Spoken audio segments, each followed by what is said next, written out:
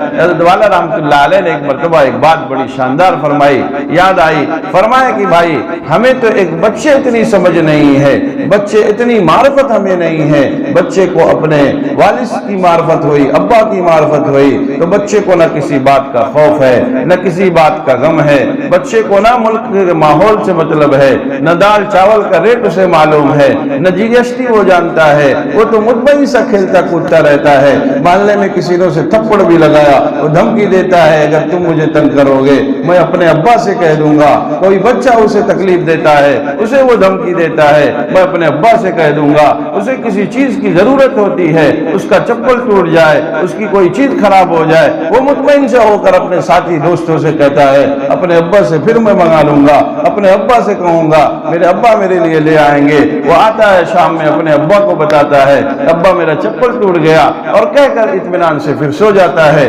اسے کسی بات کا نہ خوف ہے، نہ کسی بات کا غم ہے، نہ اسے مہنگائی معلوم ہے، نہ اسے سستائی معلوم ہے۔ فرماتے تھے کہ ایک بچہ اپنے ابا کو پہچان گیا، وہ مطمئن ہو گیا۔ ہم بڑے ہو کر اپنے ربا کو نہیں پہچان سکے، ہر چیز کے لیے پریشان رہتے ہیں۔ ہم بھی اپنے ربا کے سامنے رو کر کہہ دیتے کہ اب رب یہ بنا دیجئے، ہمارے حال احوال ایسے ہو گئے جیسے وہ بچہ ابا سے بتا کر مطمئن ہے، ویسے ہم اپنے ربا کو بھی بتا کر مطمئن ہو سکتے تھے۔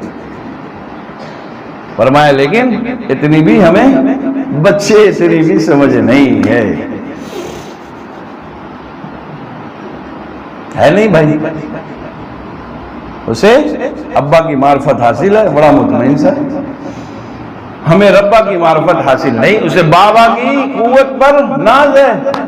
ہمیں اپنے رب کی قوت پر ناز نہیں ہے۔ تعلق ٹوٹا ہوا ہے، تعلق جو مضبوط ہونا چاہیے تھا وہ تعلق کمزور ہو گیا، اللہ سے جو تعلق مضبوط ہونا چاہیے تھا اتنا مضبوط نہیں ہوا، اس لیے وہ معرفت حاصل نہیں ہوئی۔ جو بچے کو ابا کی معرفت ہے ہمیں وہ ربا کو معرفت ابا سے معرفت نہیں ہے، ورنہ ہم ہاتھ اٹھاتے روتے اور رب کے حوالے کر کے پھر مطمئن سے ہو جاتے کہ جو جس حال میں رکھے وہ حال سب سے اچھا